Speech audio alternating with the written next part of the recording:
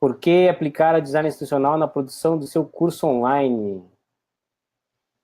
E aí, Pois Ale? é, pois é, isso é um assunto assim, extremamente importante. Sabe por quê? Aplicando o design instrucional, você consegue fazer com que o processo fique muito bem ajustado, acertar todas as etapas, fica fácil de você conseguir sistematizar a produção, seja trabalhando sozinho aí. É, a gente sabe que desenvolver um curso online não é simplesmente empilhar conteúdo. Você precisa ir além do conteúdo. E por isso o design instrucional, ele te dá essa diretriz. Bom, mas é bom lembrar também que o design instrucional ele está aí desde a época da Segunda Guerra Mundial, quer dizer, não é uma tecnologia nova, não é uma metodologia recente ou que foi assim atualizada.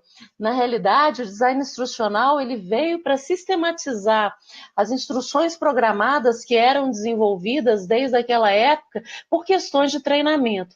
Demorou muito para chegar no Brasil e ser realmente implantado. E um dos modelos aí mais utilizados dentro do design instrucional é o modelo ADDIE. Né? Esse é um dos modelos que a gente mais utiliza e para poder estar desenvolvendo o curso utilizando essa metodologia. Ó, antes de eu continuar aqui, vou só lembrar para você que você pode colocar aqui embaixo a sua dúvida, né, ou qualquer tema que eu vou estar te respondendo. Então, pode chamar aí, pode colocar, né, que a gente responde aqui na hora.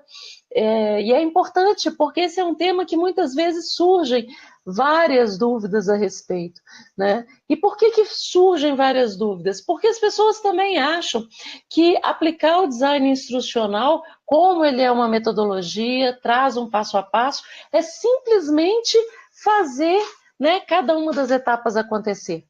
E quando a gente está, né, no corporativo, dentro do institucional, trabalhando com o ensino formal, perfeito.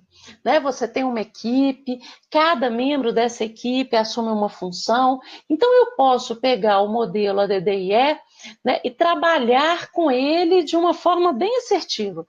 Né? Não sei se você já conhece, esse modelo ele se divide, né, em dois grandes blocos de planejamento: a concepção e a execução. Então, trabalhar a análise, que é esse levantamento de dados, o design, que é o desenho e especificação do projeto, né, onde a gente constrói a matriz instrucional, trabalhar esse desenvolvimento, que é a produção de todos os objetos de aprendizagem, as atividades, os processos avaliativos, tudo isso é construído nesse desenvolvimento. Depois você parte para o bloco da execução, onde você vai trabalhar a implementação, que é o entrar em ação. E no corporativo, ou mesmo na academia, o que a gente observa é que esse processo de implementação, ele passa antes por uma validação. Essa validação ela pode chegar a demorar meses para poder acontecer. Tudo depende da validação do conteúdo, da validação dos objetos, dos vídeos, do material que está sendo colocado, né, direto para o aluno. Então, isso daí acaba tomando um tempo danado. E, por fim, a avaliação. Só que o que acontece? Hoje, quando nós trabalhamos com esse modelo, né, de uma forma mais assertiva e objetiva, com foco no professor, com foco no produtor do conteúdo, o que a gente faz? É aí que eu falo que não é só a metodologia do design instrucional. Nós precisamos de enxergar um pouco além. E aí a gente precisa de pensar exatamente na modelagem. Por que falar em modelagem e não simplesmente em design instrucional? Perfeito? Porque modelagem, ela envolve vários tipos de design. Você vai pensar a sua estrutura do curso e a forma de operacionalização utilizando inclusive de metodologias ágeis. É, Tenho certeza que se tem aqui alguém da área de tecnologia, né, ou mesmo das tecnologias educacionais, informática e tudo, já está acostumado a ouvir falar desse termo, né, de metodologias ágeis ou métodos ágeis, onde a gente trabalha com uma entrega em processo, uma entrega incremental, de blocos menores, onde você já vai testando e vai verificando se isso funciona. Pois bem, né, com isso daí você consegue trazer essas metodologias que foram desenvolvidas para a implementação de software para dentro do desenvolvimento do nosso curso online. Como é o caso do Sprint, do Scrum, né? Você consegue trabalhar com essas metodologias, que são metodologias que facilitam esse processo de implementação. Assim como também nós podemos utilizar as estratégias do Design Thinking, né? Todas essas daí passam mais ou menos pelas mesmas etapas.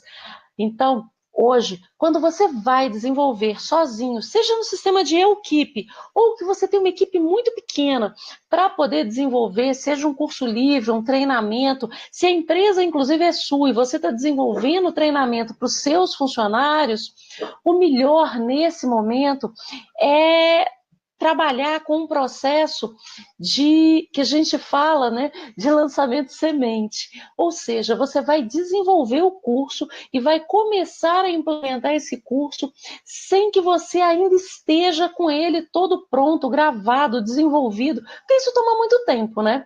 Então, quando a gente fala em modelagem, nós estamos pensando nisso, em levar para o nosso público exatamente aquilo que ele precisa. Qual que é a expectativa dele?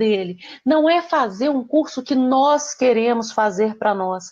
Não é uma coisa que vai te encher os olhos porque você conhece aquele conteúdo, você sabe aquela metodologia, ou como no caso da academia, você muitas vezes já tem um plano de curso pré-determinado. Bom, e a gente sabe, né, que muitas vezes os alunos, sejam de graduação, de pós, eles nem sempre ficam muito satisfeitos com aquilo que eles recebem, né? Pois é, porque a gente faz com que aquele conteúdo desça para eles, né? Então, assim, no desenvolvimento do curso livre, no desenvolvimento de capacitações corporativas, formações, com foco na educação continuada ou na educação permanente, o ideal é que você pense nessa modelagem, no desenvolvimento e implementação de um modelo ágil que permite uma validação ponto a ponto e que faça com que você já possa começar a fazer a capacitação dos seus participantes, fazer a entrega do seu conteúdo com o curso em desenvolvimento, sem esperar que ele esteja pronto, porque aí você vai gastar menos, tanto em termos de investimento financeiro, quanto em termos de tempo de produção. Perfeito? Então vamos lá, David. Além de pensar nessa estrutura de modelagem, o outro ponto que é importante é você pensar em quais os principais erros que cometemos na produção de cursos online. Poxa, e erro, não estou falando, não existe certo e errado, tá? Mas quando eu penso nesses erros de produção, tem duas coisas que eu preciso chamar a sua atenção. Primeiro, é o excesso de entrega de conteúdo. Conteúdo que não leva a uma prática, que não tem aplicabilidade, que não ocasiona numa aprendizagem significativa, na qual esse participante possa significar aquilo que ele está recebendo de forma a aplicar, né, assertivamente tudo isso, olha, desiste. Sabe por quê? Conteúdo a gente tem aos montes sendo distribuído aí na internet. Você tem um acúmulo de conteúdos enorme. Então, o ideal é fazer uma curadoria e uma auditoria naquilo que você já tem ou que tem disponível na sua instituição. Perfeito? Olha, gente, se vocês tiverem perguntas sobre design instrucional, sobre as estratégias de modelagem, ou mesmo sobre a produção de curso, qualquer uma dessas etapas, coloca aí no nosso chat que eu vou estar respondendo para você. Boa noite para os que estão chegando, né? E vamos aproveitar aí que é uma oportunidade ótima para poder estar desenvolvendo isso. Não, nada disso. Os cursos online, eles têm vários níveis de profundidade. tudo depende daquilo que você pretende entregar. E quando eu falo de acúmulo de conteúdo, é porque muitas vezes as pessoas elas acham que fazer um bom curso é colocar muito material, certo? E aí esse muito material pode não deixar com que você aplique isso de forma adequada. Entendeu, Marcos? Então, assim, a questão é que você sempre, no desenvolvimento de um curso online, o que você precisa de fazer? Você precisa trazer um conteúdo que gere uma aplicação, entrega uma atividade onde ele vai poder aplicar aquele conteúdo que você desenvolveu para ele. E aí você pode indicar um material complementar, uma leitura, alguma coisa nesse sentido.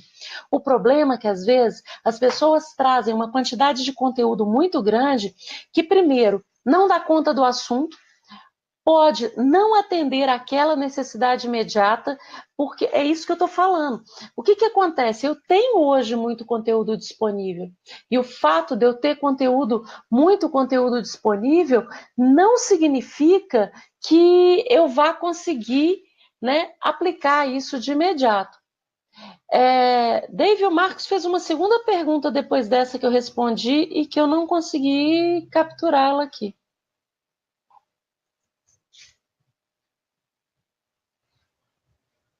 Deixa eu pegar aqui, ali. O meu grande pé atrás com cursos online é o fato de que temas sérios e densos são infantilizados no formato de cursos online. Não, olha só. Você tem, quando fala infantilizados, é porque acontece que muitas vezes as pessoas elas acham que para desenvolver um curso online é preciso que você desenvolva objetos de aprendizagem que tragam avatares ou que tragam bonecos, desenhos e que contem historinhas e que essas historinhas vão comunicar alguma coisa. Só que para poder você trazer isso, você precisa fazer antes um estudo desse público-alvo. Você precisa fazer um estudo de quem que são essas pessoas que vão receber esse conteúdo e que vão receber esse material. Porque aí você vai desenvolver as peças, sejam elas de vídeo, objetos de aprendizagem, telas interativas, utilizando elementos que realmente conectem com esse público.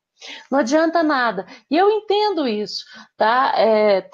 Eu já participei de processos de desenvolvimento de cursos onde as pessoas se incomodavam com a presença desses desenhos, de imagens, né, trazendo alguma coisa mais que parecia ser infantil.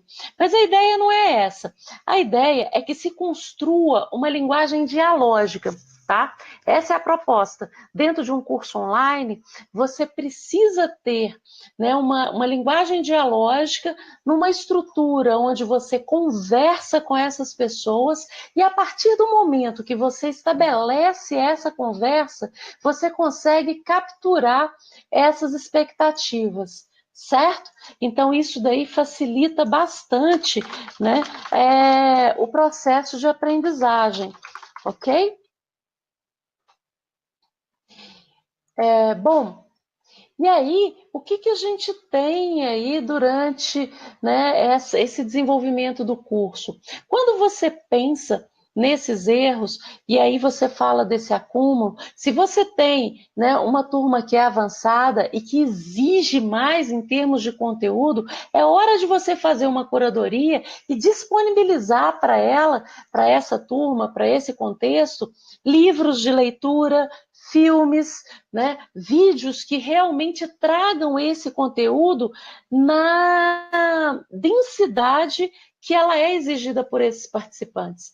Um dos problemas que muitas vezes a gente vê é que se rotula todos esses alunos por baixo, como se você realmente estivesse com todo mundo no nível básico. E aí não explicam exatamente na hora que vai fazer o objetivo do curso, a ementa, qual que é a profundidade disso e o tipo de atendimento que vai ser dado. Tem muita coisa que é entregue como curso autoinstrucional, como curso sem tutoria, e que demanda um acompanhamento, que demanda a necessidade de você dar um feedback ali, de você ter um retorno diferenciado.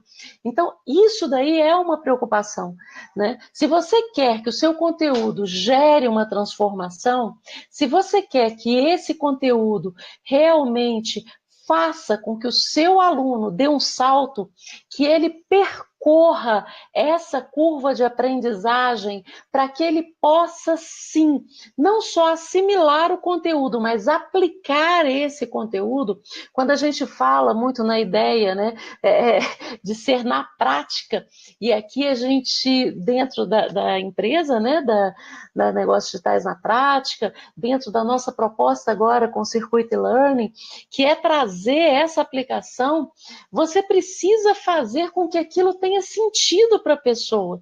Para que ela vai utilizar aquilo? Para que aquele conteúdo é importante para ela? Isso você tem que ter em mente antes de fazer uma entrega.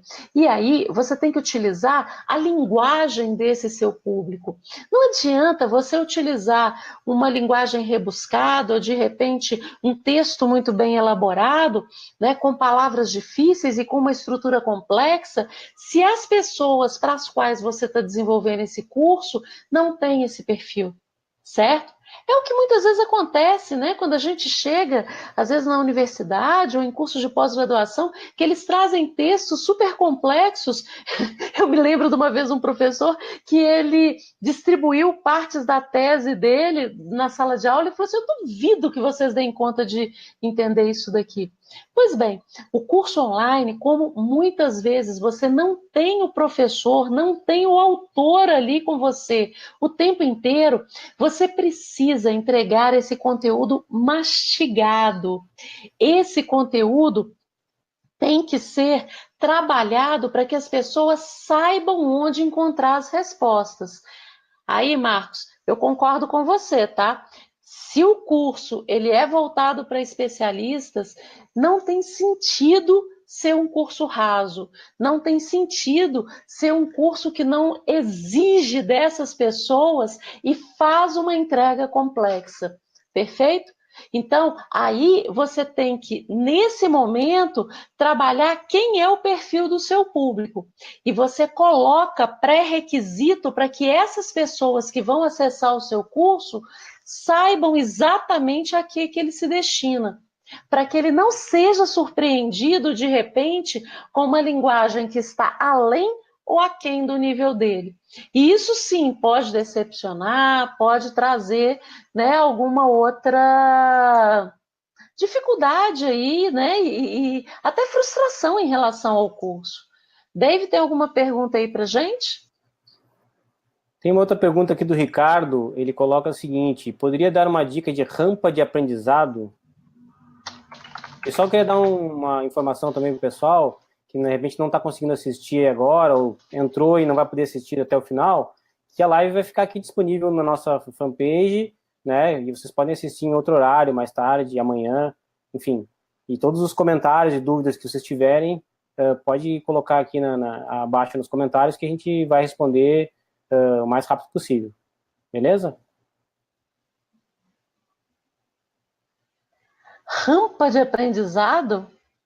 Bom, eu conheço, a gente utiliza muito trilha de aprendizagem, percurso formativo, mas esse conceito de rampa, eu sinceramente eu nunca escutei com essa conotação, tá? Pode até ser que tenha algum uso. Mas eu vou explicar o que é, por exemplo, essa estratégia de trilha de aprendizagem e de percurso formativo.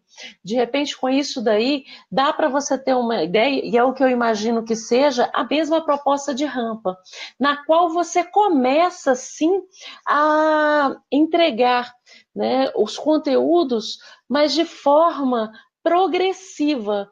Então, você tem cursos diferenciados que identificam um progresso de níveis de aprendizagem que podem ser feitos até utilizando uma estratégia de gamificação para que cada curso percorrido dentro dessa trilha ou que esteja inserido dentro desse percurso formativo, ele tenha uma pontuação ou ele tenha, né, um score diferenciado para que esse participante ele possa ganhar um certificado XYZ de acordo com a forma de participação dele.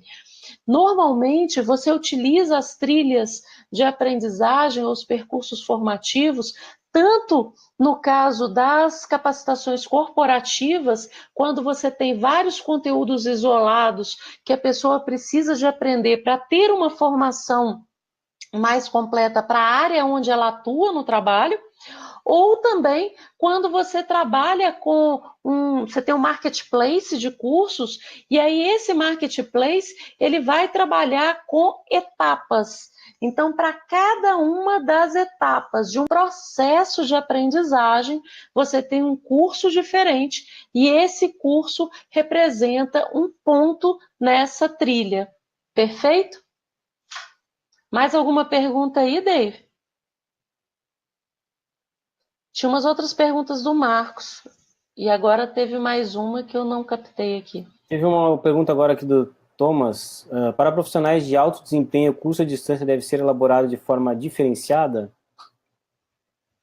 Sim. E ele deve ter um grau de exigência maior. Tá? Normalmente, cursos que exigem reflexão, que trabalhem com comunidades de prática ou que exijam um grau de elaboração maior, eles vão exigir um acompanhamento de um especialista, né? E não é simplesmente um tutor, normalmente é um professor autor que vai dar um feedback mais pontual mesmo, tá? No sentido de elaborar essa resposta. Os cursos que são mais simples, que são trabalhados com questões autoavaliativas, com questionários diretos, ou que você usa um tela a tela, que a pessoa percorre e chega a um resultado, né? São esse trabalho que é só quantitativo e que não tem foco na qualidade do desenvolvimento, da reflexão e da resposta que é dada, são cursos mais básicos e cursos gerais. Quando nós trabalhamos com cursos que são voltados para especialistas ou profissionais, né, de alto desempenho, que têm uma exigência maior e que são pessoas capazes de desenvolverem mais o seu potencial, quando você trabalha com desenvolvimento de competências, é interessante que você tenha um professor. Não precisa ser tutoria 100% do tempo, você vai conjugar atividades, e são atividades que exigem reflexão, tá? Que exigem elaboração, para que essas pessoas também se sintam puxadas, façam pesquisa, façam, né, conexão entre vários temas, perfeito? Tá. Ricardo, a duração recomendada para uma aula online, olha, aqui a gente está fazendo uma aula, mas é uma aula ao vivo, né? E nesse sentido, a aula ao vivo, ela pode durar 1 hora, 2 horas, 30 minutos, não tem problema, tá? Isso daí não tem problema. A questão é que se você está trabalhando dentro do ambiente virtual, o ideal é que você trabalhe com 18 minutos. E eu vou te explicar o porquê dos 18 minutos no vídeo. Porque você tem uma curva de atenção. As pessoas, elas têm uma curva de atenção onde você começa desatento, aí vai, aumenta, chega no pico máximo e começa a decair. Depois desses 18 minutos, para que você consiga manter a atenção dessa pessoa, ou você vai ter que fazer uma mudança de assunto, ou você terá que, né, fazer Sabe professor de cursinho, quando ele de repente muda o tom de voz, dá uma dica, conta uma piada? É exatamente isso. Eu preciso que para essa aula ela ser efetiva, o máximo seriam esses 18 minutos. A duração recomendada, eu vou te falar que gira em torno aí dos 10 minutos, onde você consegue sim fazer uma apresentação, certo? Nessa apresentação, você dá uma explanada geral no tema, você tem, né, a parte intermediária, que é o desenvolvimento do conteúdo, e tem a finalização, onde você vai fazer um resumo do que foi abordado, vai chamar atenção para a aula seguinte, né, jogar a sementinha ali, fazer o seeding, para poder esse aluno voltar para assistir a próxima aula. Perfeito? E tem outra coisa, se você está trabalhando com um curso pequenininho, se é um curso que tenha, como é que fala? Tem uma curta duração, não há por que você trabalhar vídeos longos. Você pode trazer vários vídeos curtinhos.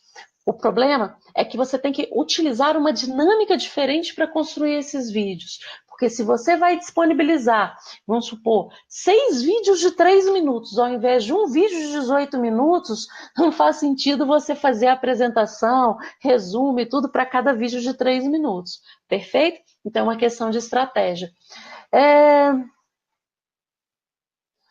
Ô, Thomas, de cabeça, assim, eu te falar algum autor que fale especificamente de desenvolvimento de curso para profissionais de alto desempenho, eu não tenho. Mas eu comprometo a dar uma pesquisada aqui para você nos materiais que eu tenho, nos autores que eu utilizo dentro do meu trabalho, para poder estar te indicando aqui embaixo. Tá joia? Mais alguma pergunta aí, Dave? Ó, para um público mais diversificado, talvez com menor instrução, sem muito tempo para fazer o curso, qual seria a constância de conteúdo indicado? Por exemplo, se diário ou semanal? Olha, Caroline, eu gosto muito da disponibilização de os conteúdos semanais com as atividades, sabe? Porque aí o que acontece? Você dá um tempo para a pessoa estudar, é um erro, muitas vezes, o pessoal achar que um curso online segue a mesma fluência de que uma aula presencial. Não é assim que funciona, né? Eu preciso ter alguns conteúdos, eu preciso de trazer algumas atividades para as pessoas verem que fazem sentido. E eu estou falando aqui de curso online, não é infoproduto simplesmente com a entrega de conteúdo, tá? Porque assim, o infoproduto que hoje a gente vê muito utilizado em estratégias de marketing digital é simplesmente uma entrega de conteúdo bem formatado e objetivo. Um passo a passo objetivo. Quando você trabalha com um curso online, que você quer que tenha uma transformação, um processo de aprendizagem, onde essas pessoas elas vão ter um salto, elas vão conseguir uma vitória dentro desse processo, você precisa entregar um conteúdo, entregar uma atividade ou um processo de avaliação, tá? E aí existem várias formas de você estar avaliando isso e fazer essa entrega semanal, porque aí, se ele não tiver tempo durante a semana para poder assistir o vídeo 1, 2 vezes, fazer a leitura recomendada, desenvolver a atividade, ele tem um final de semana, tá? E aí eu estou considerando que tem muita gente que trabalha 8, 10 horas por dia, perfeito? E isso vai fazer uma diferença para ele. Conteúdo de entrega diário funciona muito bem se você tem curso corporativo, onde as pessoas têm um número de X horas disponibilizado no dia para poder estar assistindo, né, o curso, certo? Aí compensa curso, né? Compensa conteúdo diário. Bom, quanto mais horas tiver o curso, mais oportunidades de venda. Os alunos reparam nisso?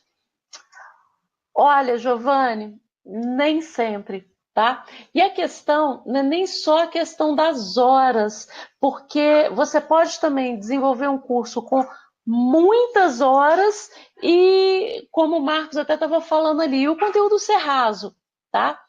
A questão é você apresentar diversidade nesses conteúdos, tá? Na forma de apresentação. Porque você tem estilos de aprendizagem diferentes. E tem pessoas que. Olha, eu tô te respondendo outra coisa, tá? Eu tô falando de número de aulas e aulas gravadas e você me perguntou do número de horas. Funciona bem, tá? Funciona bem na quantidade de horas se o que você está entregando realmente corresponde a essas horas. E se você vai dar um certificado para essas pessoas de participação com 75%, para que ela possa utilizar isso dentro do currículo dela, seja como estratégia de atualização, de aprofundamento, de capacitação mesmo, certo? Os seus alunos reparam? Bom, quem é profissional, acadêmico e está focado nisso, sim, reparam, tá? Agora, o público em geral que não vai utilizar isso para um uso específico, seja dentro do trabalho ou dentro, né, do seu processo de desenvolvimento educacional, não vai reparar, tá?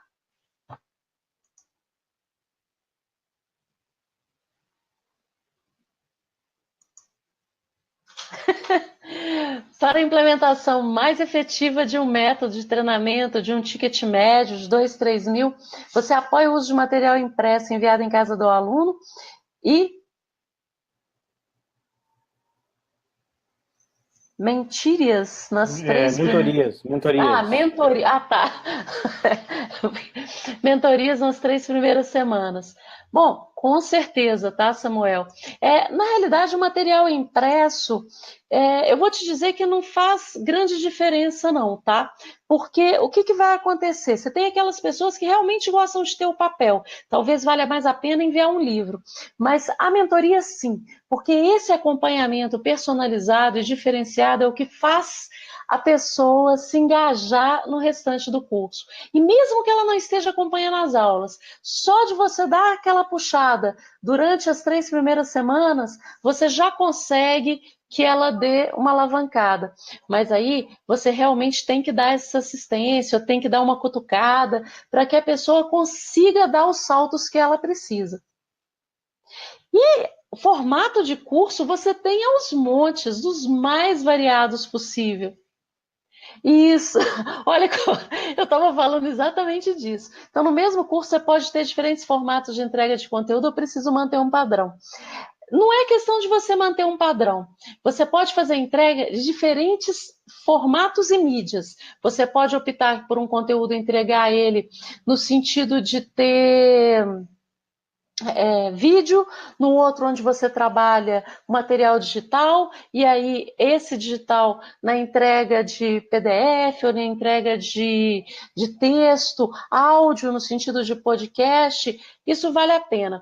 Mas você tem que ter, na realidade, uma identidade sua no desenvolvimento dos seus cursos, tá? Qual é a sua identidade, a sua forma de trabalhar? Isso é que é importante. Se você trabalha melhor com a entrega de vídeo, no sentido de você trabalhar o vídeo com slide, ou com tela interativa, ou só, né, o estilo o letreiro, perfeito. Qual que é o complemento que você dá a isso? Hoje em dia as pessoas elas gostam muito de ter o áudio, porque esse áudio facilita bastante você poder escutar no carro, na academia, em qualquer lugar. Tá? Então, você tem que desenvolver o seu padrão. Mas sempre escolha umas 2 ou 3 mídias por conta desses estilos de aprendizagem diferenciados.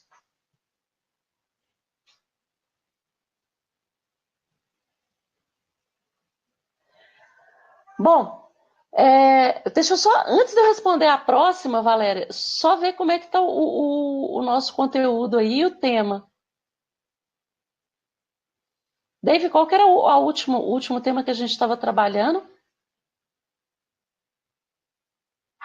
Tá sem som.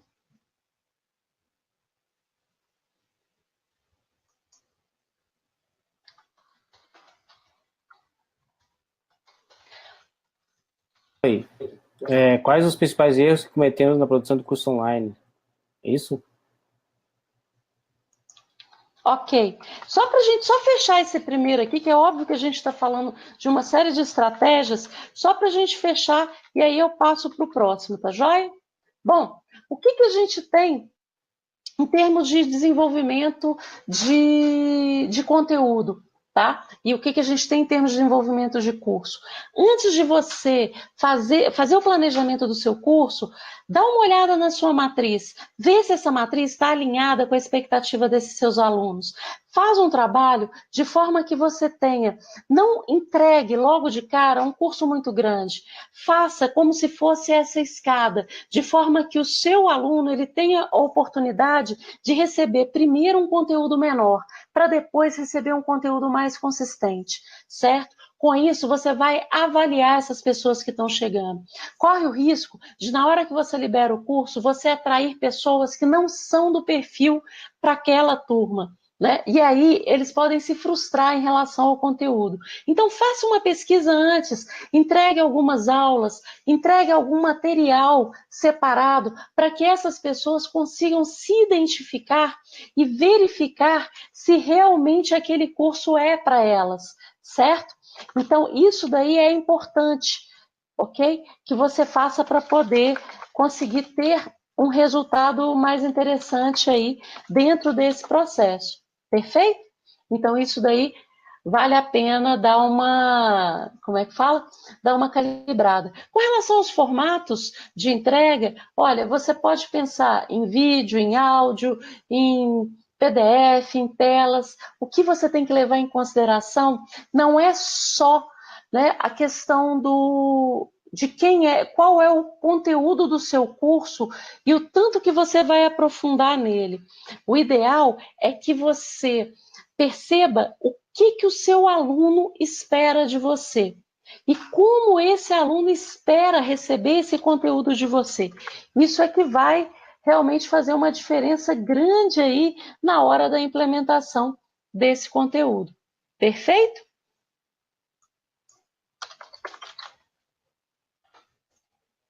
Tá. E o que mais que a gente tem aí dentro desse processo, né? Você pode estar pensando aí nesse momento em como que você vai desenvolver isso tudo sozinho. Para você desenvolver isso em processo, né? E para você fazer esse desenvolvimento onde você faz essa entrega, a vantagem que você tem aí é na hora de você estar trabalhando um curso. Como é que eu posso te explicar? Na FAT você está trabalhando um curso dentro de uma matriz que só você desenvolveu. Então, isso daí pode acontecer de você cair num erro, tá? E qual que seria esse erro? Né? Qual que seria esse risco que você corre na hora de estar, né, desenvolvendo um curso sozinho? É você não buscar outras referências, é você entregar um conteúdo que de repente só tem interesse para você. Perfeito? Bom, com relação à pergunta da Valéria, você pode repetir ela para mim, Dave? Por favor? Tá. O que você acha do modelo self-paced? Quais são os prós e os contras? Tá. O que vai acontecer? Cada pessoa ela tem, né, um ritmo aí diferente. Então, quando a gente desenvolve o curso para que cada um deles percorra o curso de acordo com o seu próprio ritmo, né, e que você faça isso sem, que é o caso mesmo, né, dos cursos autoinstrucionais, você corre o risco, se esse curso não tiver bem formatado, de que a pessoa se perca e acabe abandonando. Aquela história do adulto ele ser automotivável, dele ter, né, como é que fala? Dele ter a motivação, ter autonomia para poder se guiar, na prática isso não funciona muito bem. Se a pessoa está focada nesse modelo self-paced, ela vai acelerar o processo dela e consegue percorrer até de forma mais rápida todo o conteúdo. Então, esse é o risco, tá? O risco de você ter alunos que se percam no processo e ter alunos que vão realmente conseguir acelerar e resolver isso de uma forma mais rápida, porque não tem um cronograma. Você pode, o ideal Porque hoje em dia, quando a gente trabalha com sistema de garantia, se o curso for muito extenso, o ideal é que você não deixe tudo liberado de uma vez só. E vou te explicar por quê. Se você deixa tudo liberado, o seu aluno ele se perde dentro desse conteúdo e não sabe muito bem qual que vai ser o módulo que ele vai acessar primeiro ou qual que é a melhor forma dele estar percorrendo esse conteúdo. E se o curso for pequeno, tudo bem, não tem problema, você libera, deixa que ele se vire. Utilize estratégias de pós-venda, tá? Faz um acompanhamento por meio de entrega de e-mails. Isso vai poder te ajudar, aí vai ser muito favorável a utilizar esse modelo do self-paced, ok? Que aí ele pode acessar a qualquer hora, qualquer lugar, qualquer tempo, seguir o ritmo dele, mas você vai estar ali marcando presença para ele, para que ele não se perca no meio do processo.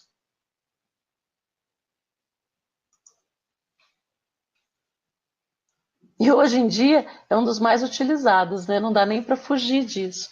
Mais alguma pergunta, Dave?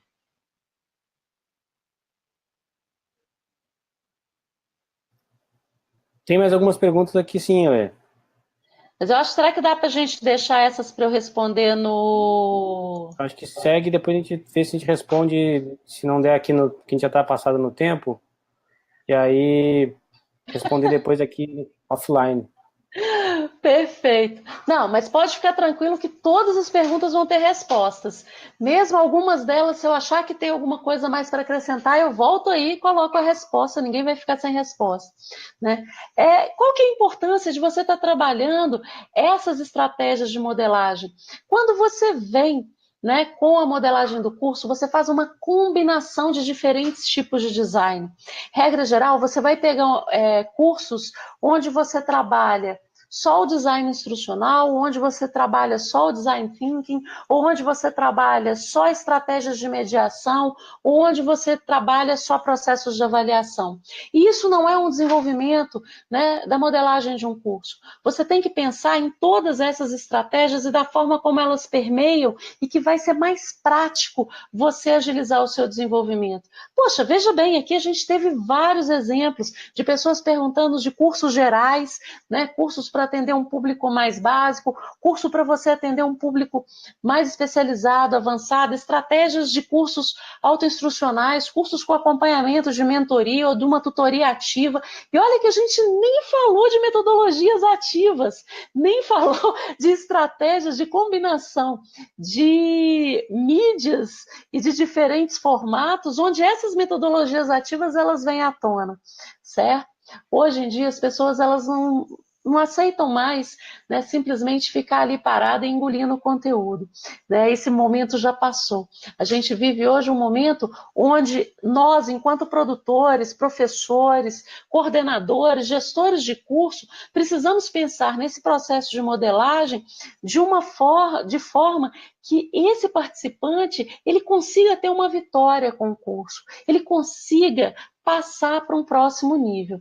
E aí, né, no complemento dessa aula, dessa live que eu estou dando aqui hoje, a gente está disponibilizando também, né, uma página onde tem uma outra pequena aula onde eu falo, né, do design instrucional, explico um pouco mais o modelo do ADDIE, como que funciona isso, falo um pouco desse processo do design thinking e faço a apresentação, inclusive, do curso de modelagem de cursos online com o qual eu trabalho. Eu desenvolvi esse curso pensando, inclusive, nessas diferentes estratégias. Como que você pode combinar isso dentro de um universo que hoje ele exige da gente uma série de competências, exige essa flexibilidade, agilidade da entrega, e como que você faz isso para que você possa acontecer de forma ativa? Pois bem, mas para você fazer a modelagem de curso, não é simplesmente você lê um livro e está preenchendo, né, essas planilhas, está preenchendo as tabelas ou as matrizes. Você precisa construir esse diálogo. E por isso, no curso de modelagem, eu acompanho esses alunos de forma personalizada para que eles consigam entender qual que é o percurso desse projeto. E para validar o projeto, porque não quer dizer que uma boa ideia vai se transformar num curso fantástico. Você precisa ter algumas estratégias. Tudo bem, se você está dentro do corporativo e você tem um apoio aí dentro das pessoas que estão desenvolvendo com você, ou se você tem uma equipe, aí você tem outras pessoas com quem dialogar e fazer essa troca. Ou mesmo dentro da academia. Se você está me acompanhando, você sabe que eu trabalho com desenvolvimento de cursos online, pesquisas nessa área, já há 18 anos, né? Essa parte de desenvolvimento, implementação, busca de recursos. E o que eu fiz? Eu fiz uma coisa diferente que normalmente as pessoas não fazem, né? Hoje eu consigo agregar, e fiz isso durante a minha formação, de juntar o que era aspecto pedagógico, tecnológico, parte de gestão, para que eu entendesse toda essa dinâmica da construção do curso, que não é só você fazer um plano de aula e transferir ele para o ensino online. Claro que não. Se fosse assim, todo mundo estava desenvolvendo o curso online e conseguindo colocar isso no ar. Então, tem uma diferença aí, né? Nas estratégias de desenvolvimento de curso, muitas vezes você tem uma matriz fantástica e não consegue fazer com que o seu curso seja vendido ou rentabilizado porque você não alcançou a conversa e a linguagem do seu público. Você não está testando esses conteúdos com ele antes. Então, hoje, a gente agrega nesse processo estratégias de marketing de aprendizagem, marketing de conteúdo e alguma coisa de marketing digital que são importantes para que você possa posicionar melhor os seus cursos frente a esse seu público. Quem é esse seu público? Onde que esse público está e o que ele quer receber de você, certo? Tem que lembrar que o curso não é sobre o que a gente quer e o que a gente gosta, e como que isso vai se desenvolver em termos de processo para que você tenha, né, um resultado efetivo e para que os seus alunos eles consigam sim ter uma aprendizagem, né, que vale a pena aí dentro desse processo. E olha, esse tema, design instrucional, design de aprendizagem, design thinking, design de mídias, tem muita coisa para a gente falar. E eu vou estar vindo aqui toda semana trazer mais uma live interessante para você sobre esse assunto que está trabalhando com desenvolvimento de cursos, está trabalhando com design instrucional, que está querendo fazer uma verdadeira revolução nos seus cursos online, porque eu vou te falar, tá? Estudar online exige muito mais do que estudar no presencial. Você pode ter um resultado fantástico, porque a pessoa vai estar estudando no horário que ela quer, do lugar que ela quer, do jeito que ela quer e tendo acesso a diferentes materiais, porque ela vai ter o computador na frente dela. Então, fica atento, porque tanto nos Estados Unidos quanto na Europa, Canadá e tudo, isso já é uma realidade. No Brasil, apesar de poxa, já está 18 anos trabalhando com isso agora, né? Nos últimos 5, 6 anos que a gente está tendo um grande salto em termos de curso, desenvolvimento de curso. Então fica a dica aí. Eu acho que por hoje é só. Tá joia? Mas a gente volta com mais, tá bom? Grande abraço para você. Obrigada por ter ficado até agora. E eu vou, mais tarde, voltar aqui e começar a responder todas as dúvidas que vocês colocaram aí para gente. E desculpa não ter respondido todas ainda, mas é porque eram muitas perguntas, senão a gente vai ficar aqui, ó, um tempão. Não que eu não queira, né? É isso aí, Ale. Tem o link para assistir a aula gratuita, já está aí nos comentários, né? E qualquer dúvida, lá também tem lá uma área para você colocar as dúvidas sobre a aula, tem um materialzinho para baixar, que da apresentação da aula, então qualquer dúvida é só entrar em contato aí com a gente. E acompanhe os e-mails que vem mais coisa interessante por aí, tá? É isso aí. Essa aula vai continuar disponível, então você pode estar assistindo ela de novo também. Caso surja alguma dúvida no meio do caminho, pode colocar aí que eu vou estar respondendo para você. Grande abraço, excelente noite. Obrigada por terem vindo. Obrigado a todos aí que participaram. Um grande abraço e até a próxima live, galera. Valeu, obrigado. Tchau, tchau.